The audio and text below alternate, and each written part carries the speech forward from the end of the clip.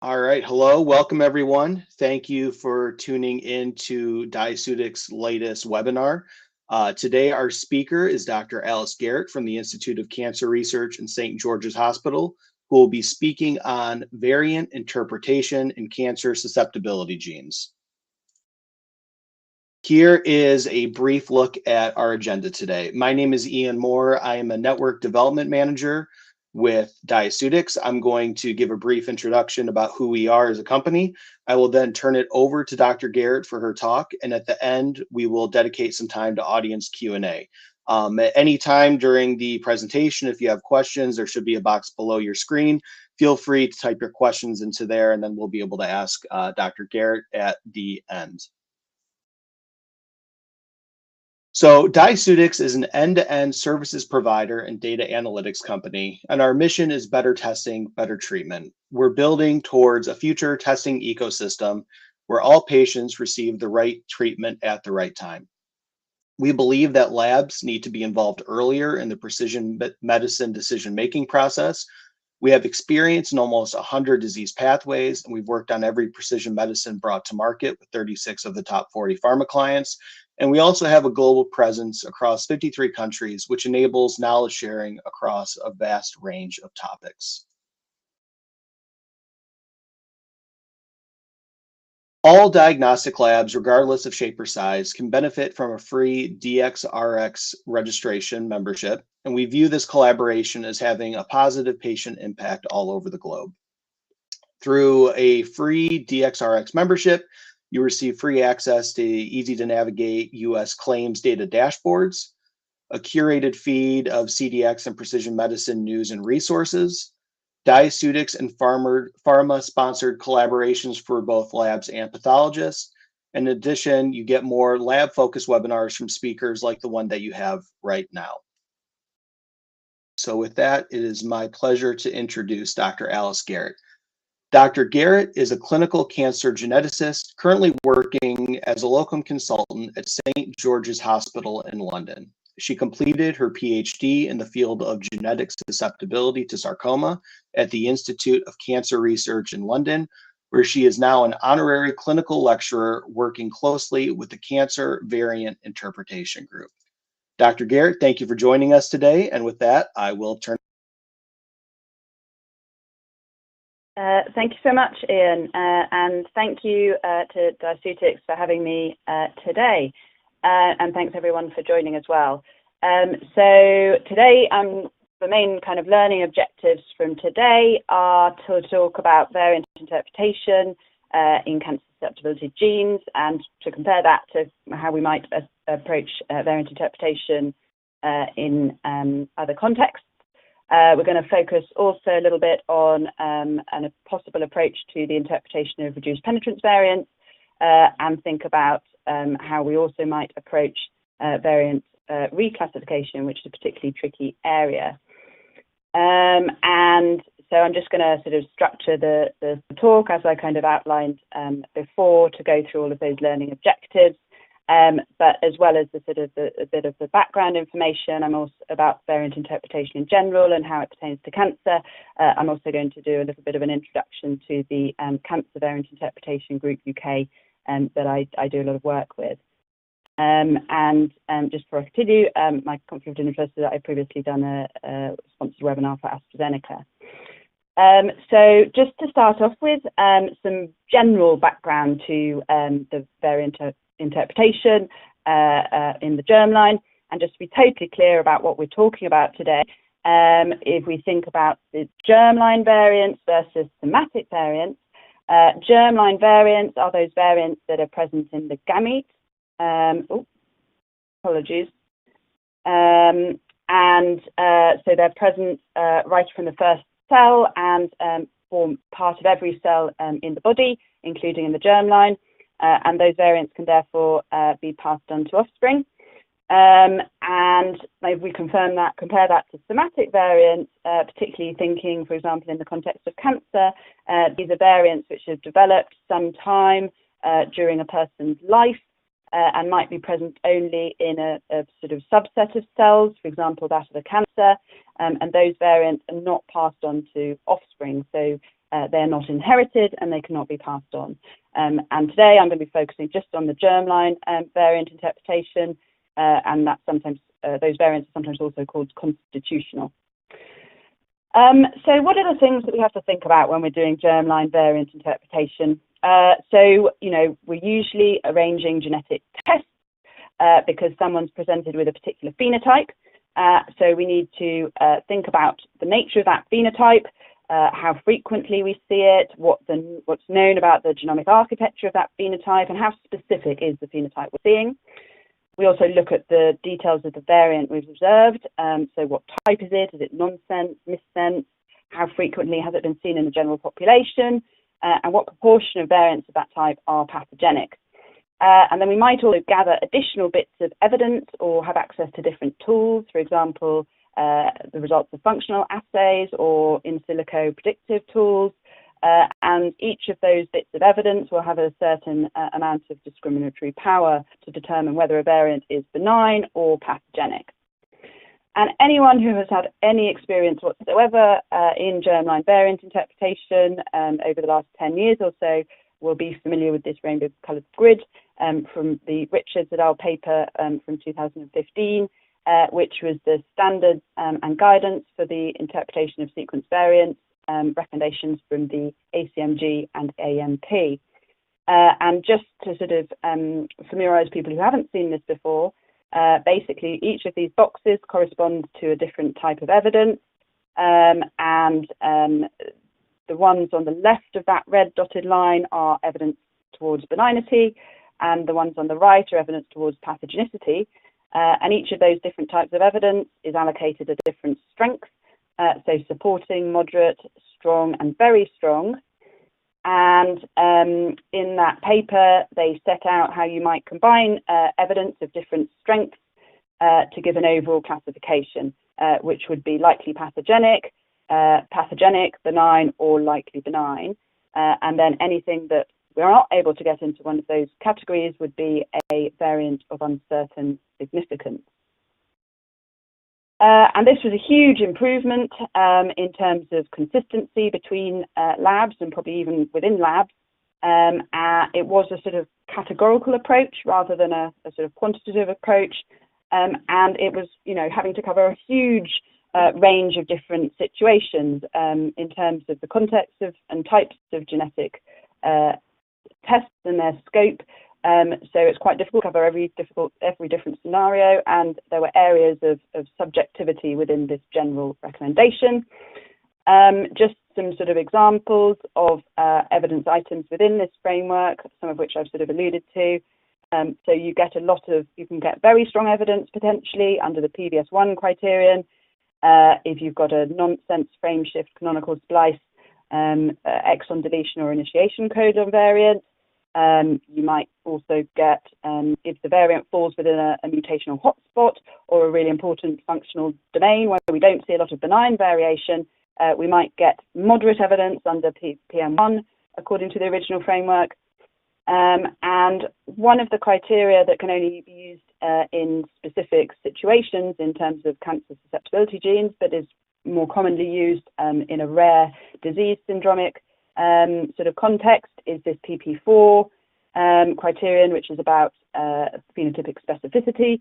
And this is where we've got a well-defined syndrome where we're quite confident that the phenotype fits, and there aren't that many other genes that would fit with that. An example within cancer susceptibility is Gorlin syndrome, which is a syndrome associated with a high risk of basal cell carcinomas, but we also see quite specific phenotypic features such as jaw cysts and palmar implantar pits on examination. So as I said, this was a really, really useful framework to help people sing off the same sort of hymn sheet, as it were, but there was still quite a few different areas where some additional specification was thought to be helpful. And there have been loads and loads and loads of publications which have further gone into this. I've just got a very limited number of snapshots here, some of which are about going into specific evidence criteria, other of which are focused on specific genes, and there's lots and lots of more that I haven't put here. One of the things that we do have to think about carefully is the fact that a lot of these different bits of evidence are not totally independent. So we do have to think carefully about whether or not it's appropriate to combine different types of evidence. And so the CanVIG-UK group, which I'll tell you more about shortly, has put forward some recommendations in this grid about times when perhaps we might need to be a bit cautious about combining different evidence items, or where it might be appropriate to, for example, downgrade one of those bits of evidence if used in combination with a type of evidence that's potentially overlapping.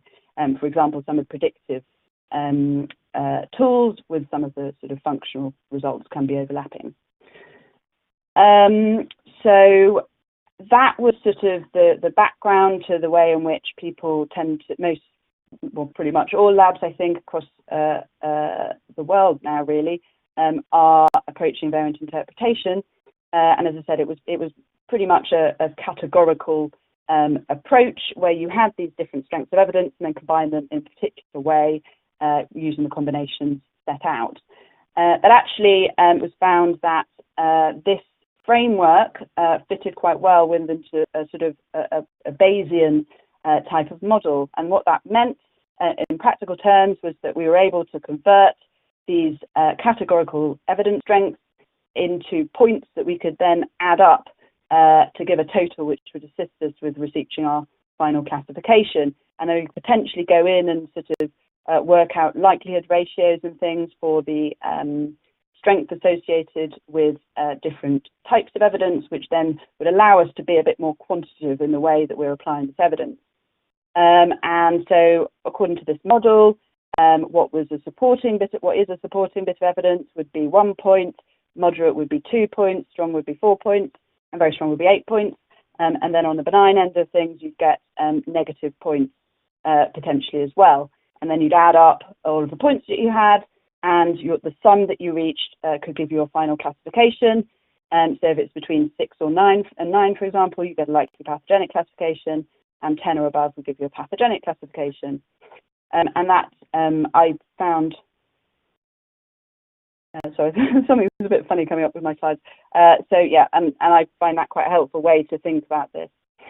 And we actually haven't had a kind of full update of that ACMG-AMP guidance since 2015, but there is a new one in the pipeline, and this is likely to include a more quantitative approach than the previous version.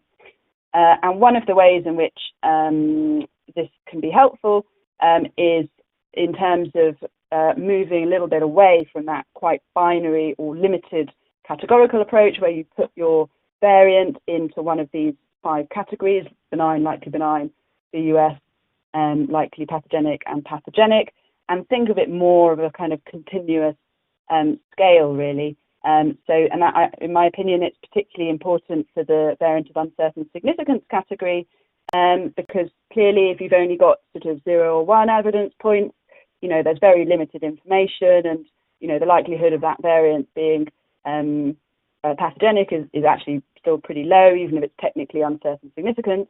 And if you compare that to a variant where you've got 6 points, and your probability of pathogenicity, according to this framework, is about 81%, and it's really on the cusp of being upgraded to a likely pathogenic variant.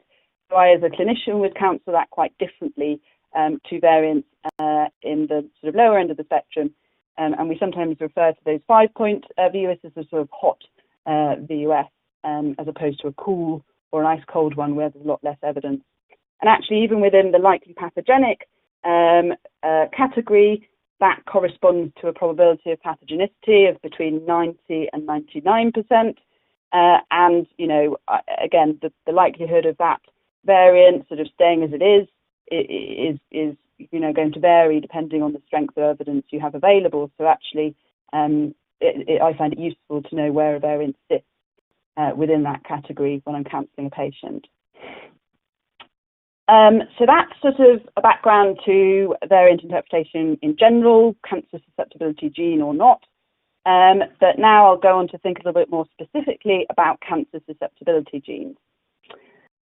And there's a huge spectrum of different cancer susceptibility genes, which are associated with variable numbers of cancer types and penetrance.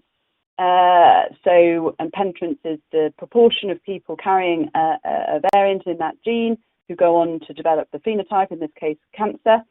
And there are some genes which are just associated with just one cancer or very limited number of cancers, other genes which are associated with a greater number of different cancers, and then those which are associated with cancer, but also broader syndromic features, for example, the Rowland syndrome that I told you about earlier. And I've just got a couple of examples here of the way we can think about susceptibility to a couple of the most common cancers, so breast cancer and colorectal cancer. And there's lots and lots of different germline genetic factors that are going to be contributing to someone's susceptibility to these cancers. In the bottom right of each graph, you've got your risk single nucleotide polymorphisms. And these are gene changes which are very common in the general population and individually don't really have a huge influence on risk. So you can see, so the allele frequency is on the x-axis, and they're right in the more frequent end of things, and the relative risk, so the actual effect size of those variants is along the y-axis, but so you can see it's pretty small, really. So individually, they don't cause a huge effect, but if somebody has lots of these SNPs, that can overall have a more substantial influence on their risk, and so might result in a sort of a family history with more cancers than you might expect, even when we don't detect a high risk or moderate risk cancer susceptibility gene. And then each of these genes has, each of these cancers, you can see in the graph that there are more traditional cancer susceptibility genes, and as a rough kind of, the general trend is that rarer genes are associated with a greater relative risk. It doesn't always totally kind of hold true. There's obviously some genes you can see on the plot there, which are relatively common in the population, but are still associated with quite a high risk. For example, BRCA1 and BRCA2, which I'm sure you've come across before, are high risk breast and ovarian cancer susceptibility genes. And then on the colorectal cancer side of things, you might recognize some of the genes that cause Lynch syndrome, so MSH2, MLH1, and MSH6. It's sort of the challenges in variant interpretation in cancer susceptibility genes are in part related to the nature of the cancer phenotype. So unlike rare kind of pediatric syndromes, these phenotypes are really quite common often, particularly breast and colorectal cancer, and therefore we get there's limited specificity and there's a high phenocopy rate both in the general population. So if we have a set of cases, they're not all going to be due to a high risk cancer susceptibility gene, and even within a pedigree we might see phenocopies. So by what I mean by that is within a family where there might be a high risk cancer susceptibility gene, say causing breast cancer, there might be an individual within, or several individuals within the pedigree who have breast cancer but have not actually inherited the familial variant.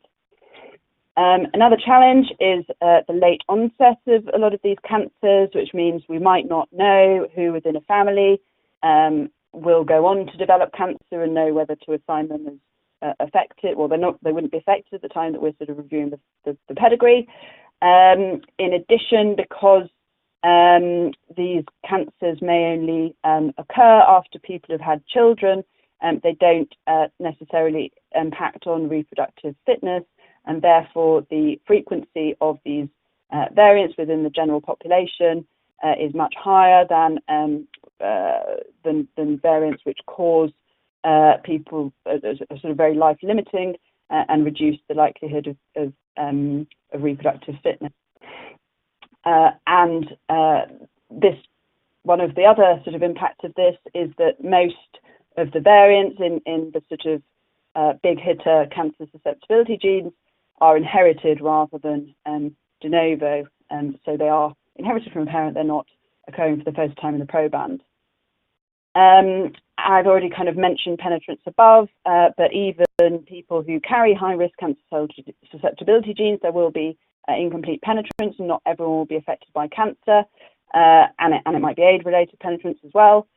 I'm sorry, I think I wasn't getting my slide to move on. 1 second. Yeah, I'm now on the right slide.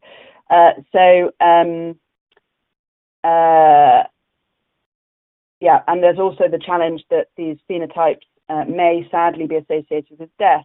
So we might not be able to retrieve the DNA samples from the affected individuals and also get samples to assist with segregation evidence identification. So going back to that framework that I showed you before, and thinking about which of these evidence categories may or may not be relevant to cancer susceptibility, we can see that some of them, in particular that de novo evidence that I talked about, and some of the other evidence categories just become much less likely to be relevant in the field of cancer susceptibility genes.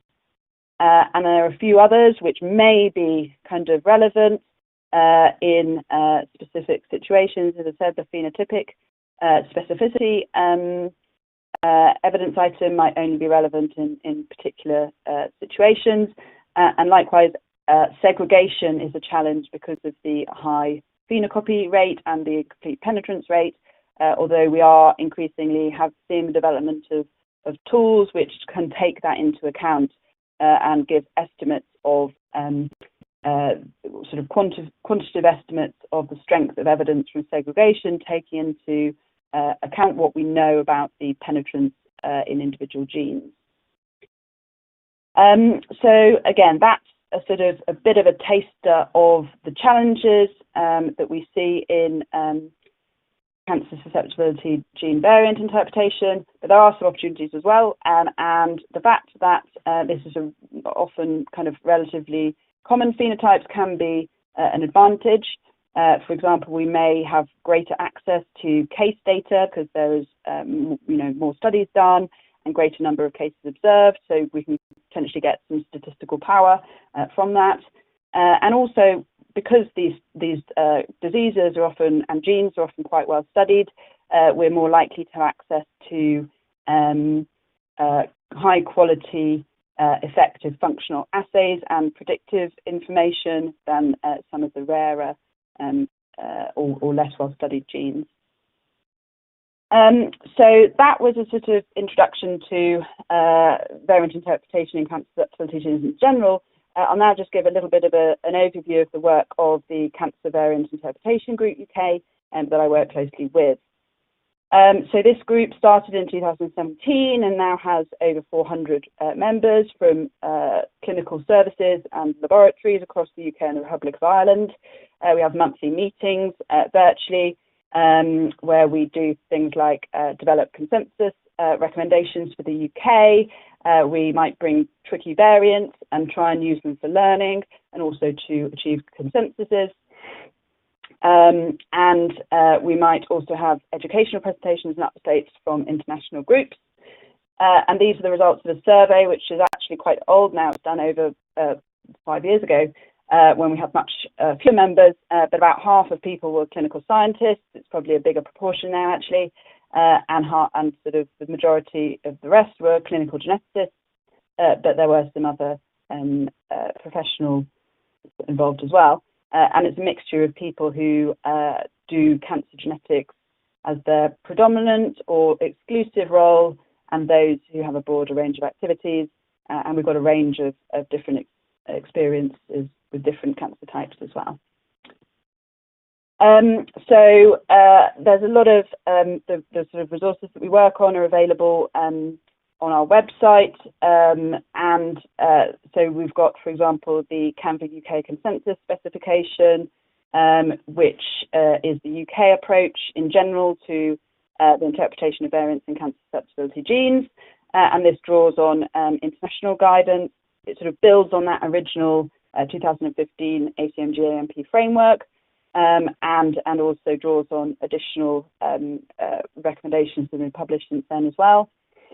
There's also gene-specific guidance, again, strongly influenced by the ClinGen variant curation expert panels, recommendations where available, but where not available, sort of often a kind of interim UK consensus approach to the interpretation of variants in these genes. And you can see there's quite a lot of genes that we've looked at now.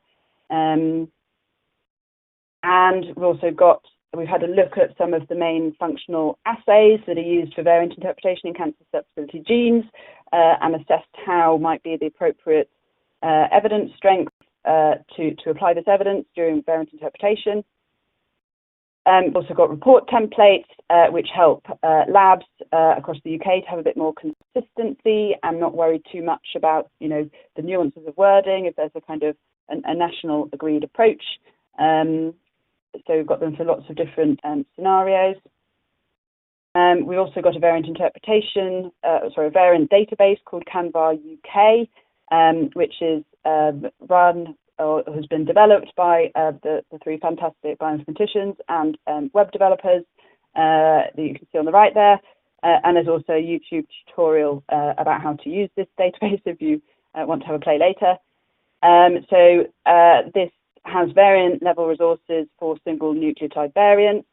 We don't have this data yet for insertions and deletions, but those variant types, you can initiate a discussion about those variants in the forum that I'll show in a moment. So some of this variant, and so we try and think quite carefully about the information that goes in there to make it as useful as possible for people working in diagnostic laboratories, pulling in key functional assays, presented in as useful, as clear a way as we hope as possible to be used directly for variant interpretation. And we've also got case data from UK laboratories. So diagnostic laboratories have to submit their data to the National Disease Registration Service, and then we're able to get this data from that service to present here. And then we've also got data from the UK Biobank and also from Nomad. And this is really useful for variant interpretation because we're able to do statistical analysis comparing the frequency of a variant in cases compared to controls, so cases within the UK diagnostic labs versus population controls at UK Biobank, and we're able to do that matching by ethnicity to ensure they're sort of comparable.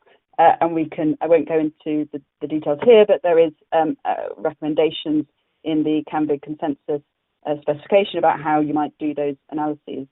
And there's also a discussion forum, which was previously only for the NHS diagnostic lab community, but is now open to international users from other diagnostic laboratories. And therefore, if someone's sort of struggling with a variant, they might put out a call to the other labs to see if anyone's seen that variant and has any additional evidence. And people will get an email alert, which may be standard or urgent. And then any responses will be stored against that variant. So you can log in and have a look at the discussion that's previously been had about that variant. It's also very useful in terms of if there's a reclassification, that a notification will be sent out to all the users within the community. So that is open to, as I say, anyone working in a diagnostic laboratory now.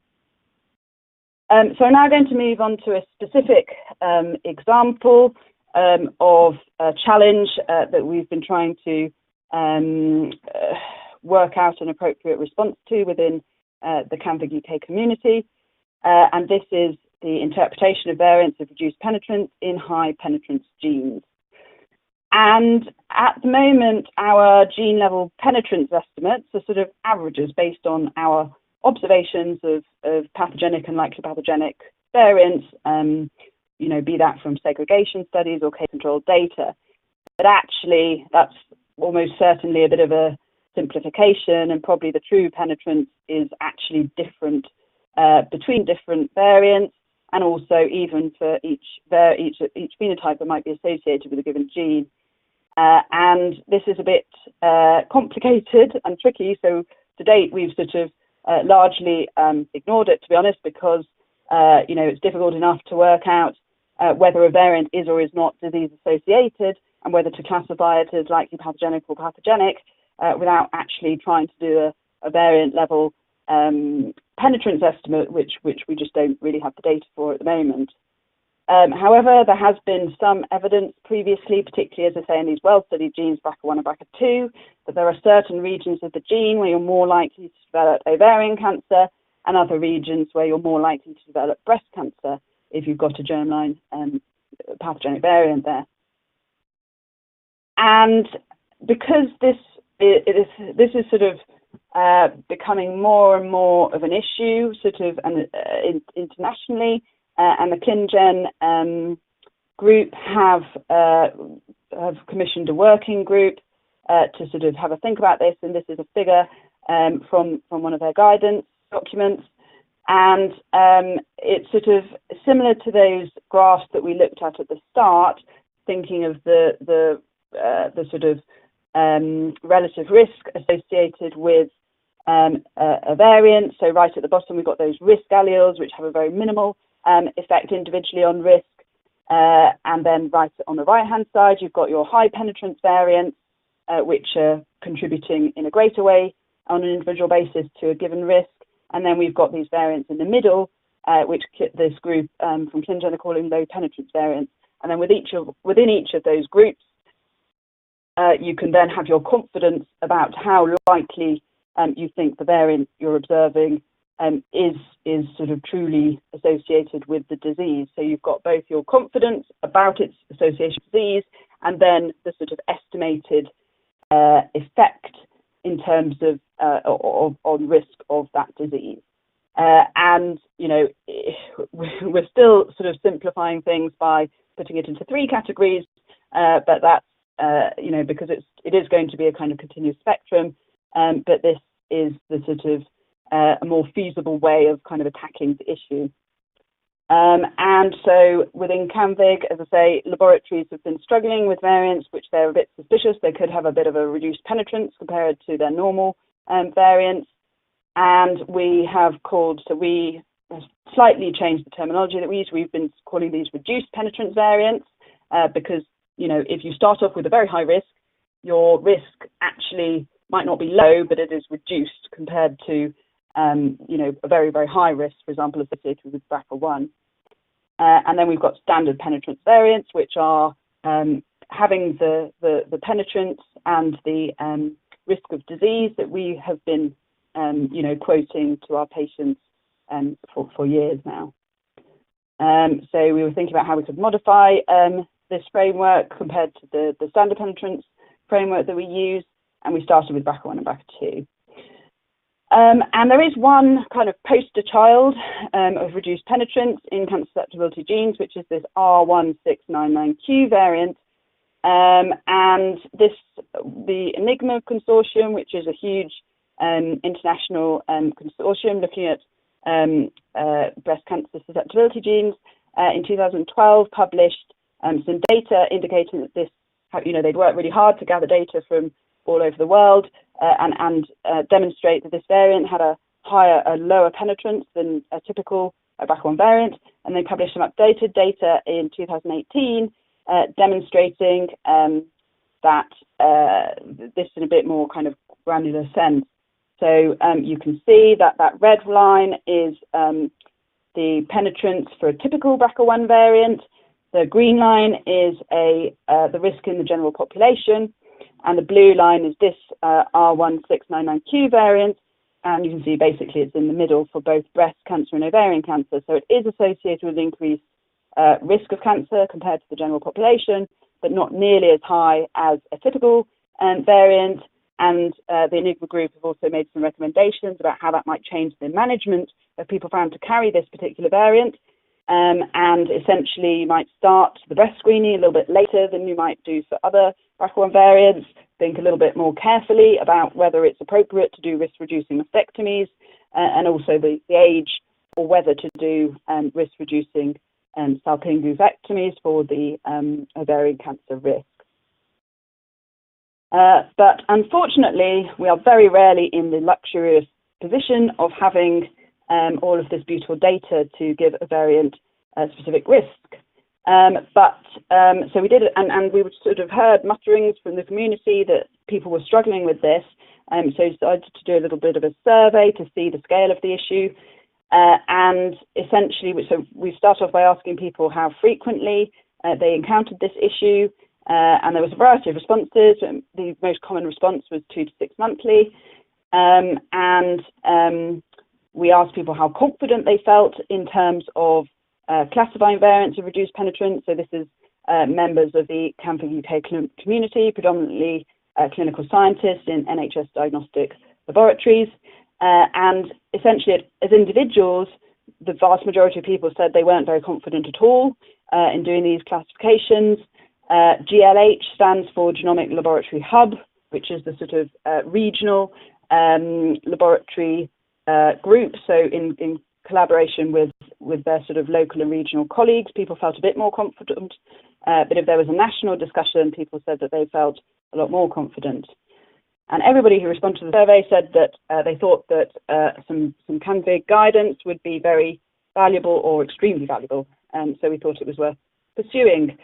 And then so we thought about how we might approach this, and the evidence for and against reduced penetrance might not fit well within the standard framework, which is designed for sort of standard penetrance variants fitting the sort of mold of what we've previously kind of described as typical features of this gene. And some variants which have historically been tricky to classify, for example, because they've got conflicting evidence, it's possible that they are, in fact, reduced penetrance variants. And then we thought about what are the sort of types of evidence that might help us work out what's going on in this context. And one of the key bits of evidence is obviously case control data, because that's where you're sort of quantifying the effect size and the risk associated with that variant directly from the data.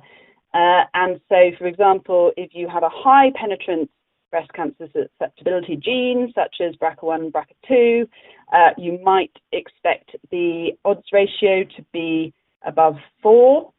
But if you've got a reduced penetrance variant, you know, how would you define that? It could be an odds ratio of 2 to 4. So it's still associated with some risk, but not in the magnitude that you would typically get with a high risk cancer susceptibility gene. And there's also other evidence types which might give you a clue. For example, you might see intermediate results on functional assays or conflicting results. You might get some leaky splicing if it's a splice site variant. And you might also get some clues from the phenotype of people carrying that, observed to have that variant. So quite apart from the sort of, you know, the numbers of cancers, for example, you're seeing in a pedigree. You know, if it's a reduced penetrance variant, there might be lots of people in the pedigree who carry the variant but aren't affected with cancer in the same way that you'd normally expect. And you can also potentially get clues from people who are homozygote for that variant, because some genes in the heterozygous state cause an increased risk of adult onset cancer, but in the homozygous or compound heterozygous state, we would expect to see a more severe phenotype, which might have, for example, childhood onset, such as Fanconi anemia, which is caused by homozygosity or compound heterozygosity in a number of different genes, including BRCA2. So you might potentially, if it were hypothetically a reduced penetrance variant, you might see somebody who didn't have classic Fanconi anemia, but perhaps had sort of cancer at a younger age than average, or very mild features. So this was obviously quite a challenging issue to tackle. So I won't go through all of these different stages, but the key point is that we kind of did various surveys, polls with the CanVIG community at our meetings. People were very patient. We kind of drafted a framework, applied it in some different exemplar variants, updated it, and then eventually sort of put forward our proposed initial approach to this issue. And this is just an example of some of the scenarios that we asked people to think about. And this is, we did look at different types of evidence, such as the functional side of things, but this is with regards to case control evidence. And we just sort of presented different odds ratios with different confidence intervals, etc., and asked people how they would instinctively imply this evidence. And essentially, there was quite a lot of variability in people's responses, which sort of further demonstrated the fact that we needed to work together to come to a consensus. Otherwise, there was going to be huge inconsistency across different laboratories, and people wouldn't feel sort of very confident with this. So after all of those different steps, we sort of produced this framework. And the key thing to note here really is that there are two different scenarios that we envisaged. One, which is outlined in the red box there, where we had quantified active evidence of an effect size which was reduced compared to a typical variant. And this would usually come from case control data, but potentially could come from a segregation tool which was applied using a reduced penetrance framework. And then we've also got additional sort of specifications about how you might deal with different evidence types that could potentially indicate reduced penetrance, and also situations where you might want to think about being a bit more lenient about allowing evidence that would normally be considered to point strongly towards benignity, but actually could potentially be consistent with a reduced penetrance effect, for example, to do with the frequency of a variant in the population. So that situation is the one that we are kind of a little bit more comfortable with, because we do actually have that active evidence and that there is a reduced penetrance effect, either from segregation data or more commonly case control data. We've also got the scenario, which is actually more common, probably, where we don't have any active sort of statistically significant evidence of a reduced penetrance effect, but we're just a bit suspicious because there's a bit of inconsistent evidence, or the phenotype doesn't quite fit, and this could potentially be indicating reduced penetrance effect, even if we don't have quantitative data to sort of prove it, as it were. And this is a bit more, people in general felt a lot less comfortable with this situation, and in reality it is quite difficult to kind of confidently designate a variant as being of reduced penetrance if you don't have active kind of data to prove that. But this hopefully helps people to kind of potentially be able to assign that classification if there is lots of evidence indicating a reduced, or indicating that a reduced penetrance effect is possible. And this is just to show that try to keep it as simple as possible, but there are the inevitable caveats. So if you want to read more about this, it is published in Genetics and Medicine and also available on the CanVIG website. And we hope to review this in a year or so to see how people have got on with applying this framework. And so we've asked people to flag any variants where they're thinking about reduced penetrance on the CanVAR diagnostic forum using this box. And as I say, this is very much sort of just a starting point to try and improve consistency, and will be iterated and reviewed going forwards when we see sort of whether it works sort of in practice. So that's sort of reduced penetrance. That's all I wanted to kind of say about that. Another very, very challenging situation is variant reclassification. So as you can see, there's guidance and approaches to variant interpretation is very complicated. And you can see how even just a small kind of change in the evidence that becomes available, or perhaps an update to the guidance, can result in a variant changing, for example, from likely pathogenic to variant of uncertain significance, or vice versa. So this doesn't, this isn't a specific issue to cancer susceptibility genes, but I think we're probably seeing it a bit more often because the guidance updates are perhaps a bit more frequent, and the frequency with which new data becomes available is also perhaps a bit more regular. So we went through a sort of similar process for developing a CanVIG consensus approach to this situation. As I mentioned, for the reduced penetrance approach, again, lots of surveys and polls and discussions and iterations of the framework. This is sort of a different way of presenting the kind of quantitative approach to assigning an evidence, variant classification, as I mentioned before. And you can see that red vertical line is really the critical point at which a variant switches from variant of uncertain significance, where we don't do any testing in the family, we can't offer any screening, etc., to it just tips over from 5 points to 6 points, and then suddenly it's likely pathogenic. All of their relatives can get tested, people can have risk-reducing surgery, they can have prenatal tests. So that sort of threshold is really quite what we call the actionability threshold, is really critical here.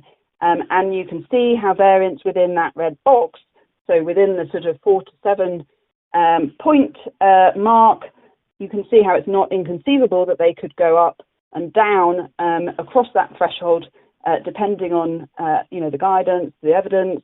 A new functional assay could come up, and that creates all sorts of challenges for scientists, clinicians, and of course the patients, for whom this is hugely anxiety inducing and makes their decision-making process really, really difficult. So, as I say, we went through all those various sort of stages, and this was another framework that we've put forward as, again, a starting point. Is led by Lucy Leung, my colleague at the Institute of Cancer Research.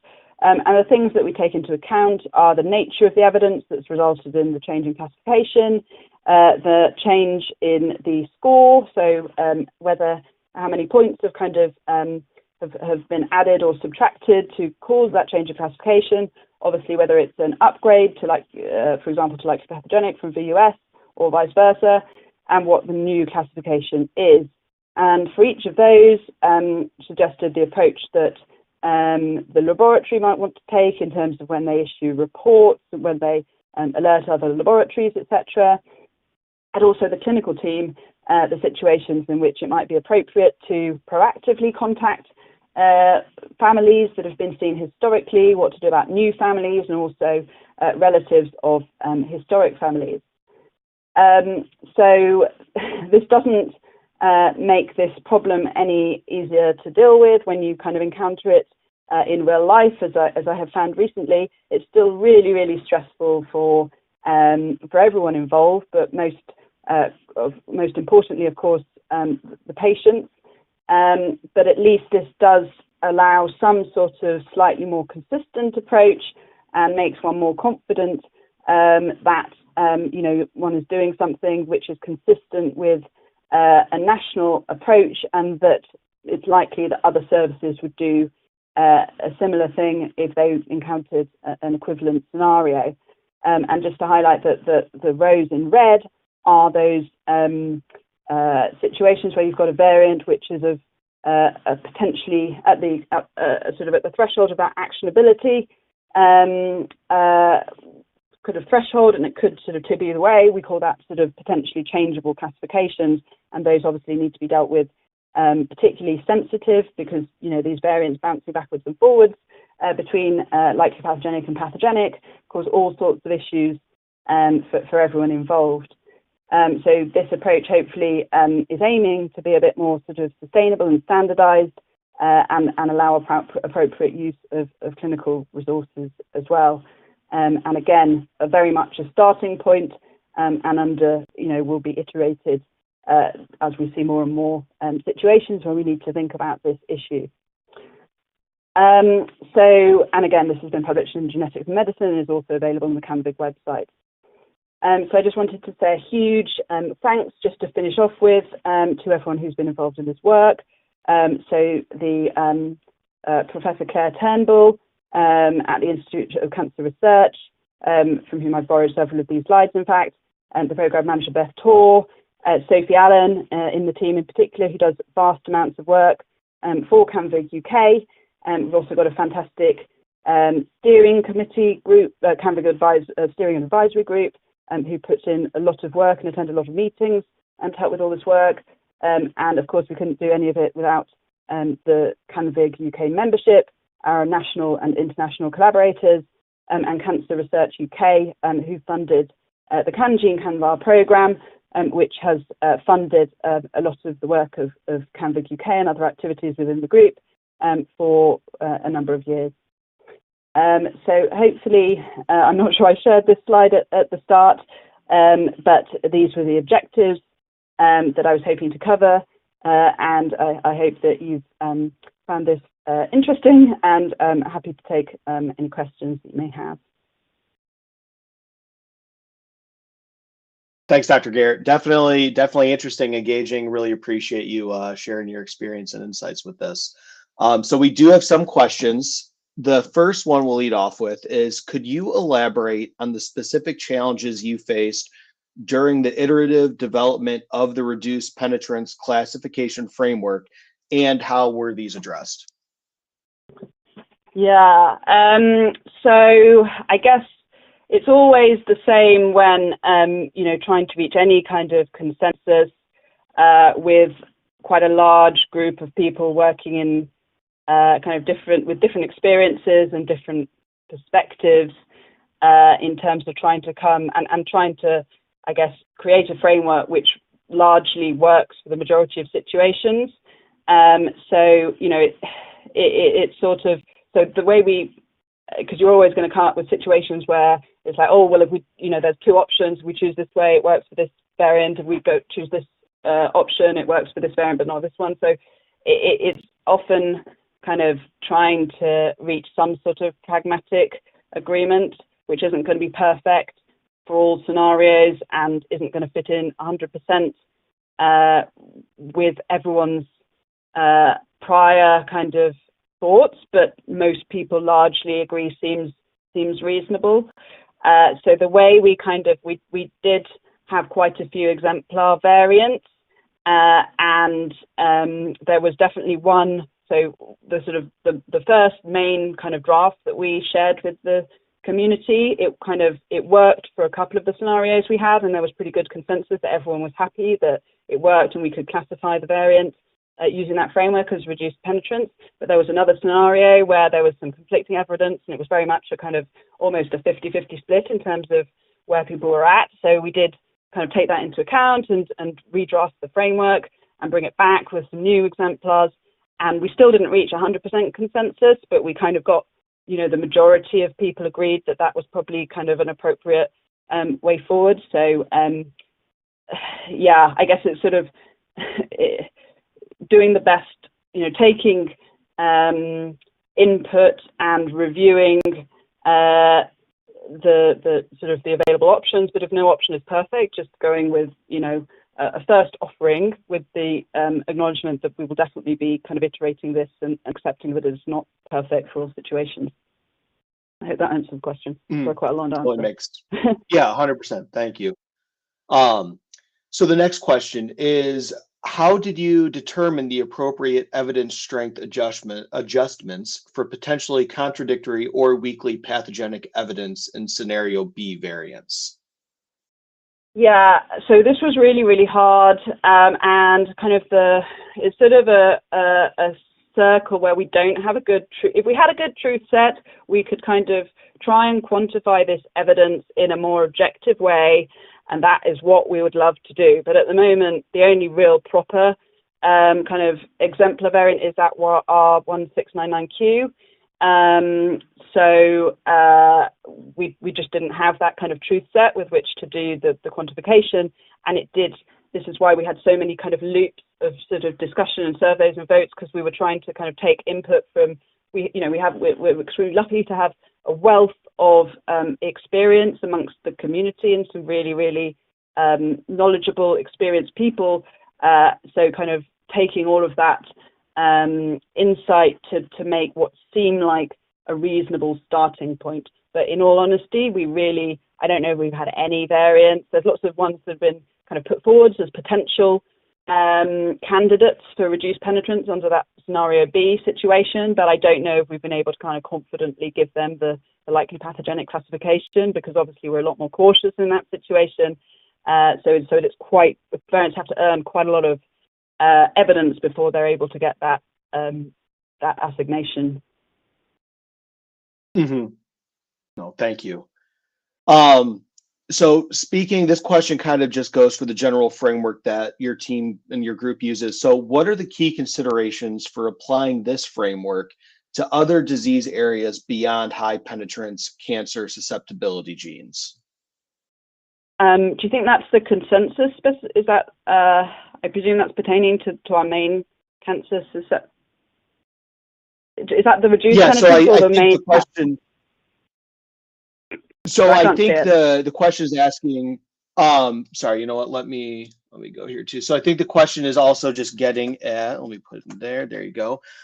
So we have we have this framework that you've discussed, and what are some considerations for applying this framework to other disease areas beyond the high penetrance cancer susceptibility genes? So it's very much focused on cancer susceptibility genes. But I've used high penetrance genes as most of my exemplars, just because it's sort of a bit easier to kind of conceptualize. But we would, in the family, include all of the, the moderate risk cancer susceptibility genes as well. And there is some, there are gene specific guidance to cover a lot of those genes, in particular the kind of moderate risk breast cancer susceptibility genes. And there are mention of sort of a moderate risk context in the main consensus specification.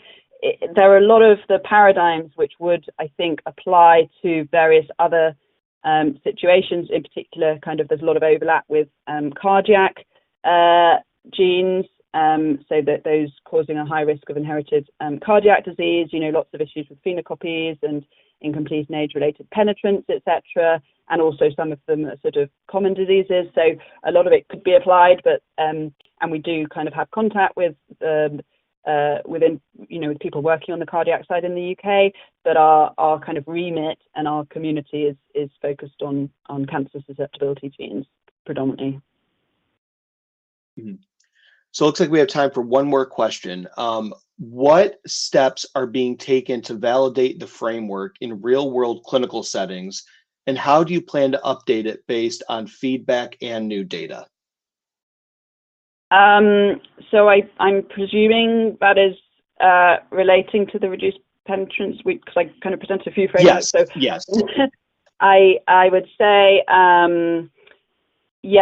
so that's why we're asking people to flag in Canva when they're thinking about this, so that we can then pull all of those responses and see what people have done, how it's performed. And we also want to know when people have tried to apply the framework, and even if they haven't kind of reached a likely pathogenic classification, whether they kind of felt that what evidence they were not able to apply, and how it kind of pans out in real life. And then we will, so it's kind of reactive, because we did at the upset, right at the start, we did try and gather potential exemplars to have a look at, looking at variants which had achieved, intermediate functional assay scores, for example, or from our case control data looking like it might have an intermediate effect. And then we did use some of those for our exemplars and our polls and things. But that is not the same as actually observing a variant in a diagnostic case in a real patient, and having to make an actual decision about how you report that variant and manage the patient and their family. So we thought it would be really helpful to actually get, see how this works in the real world. And we do plan to do that, used with the help of Canva. And we're lucky that we have this quite tight community that we know will kind of give us quite granular kind of information about how things have gone for them. Awesome. Thank you. Well, that is our time for today. Thank you so much, Dr. Garrett, for taking the time to speak with us, present on this. Thank you for everyone in the audience for taking the time watching this. Stay in touch with Diaceutics as we put on more webinars like this, and we hope everyone has a great rest of their day. And thank you again, Dr. Garrett. Thank you for having me, and thanks for everyone for coming.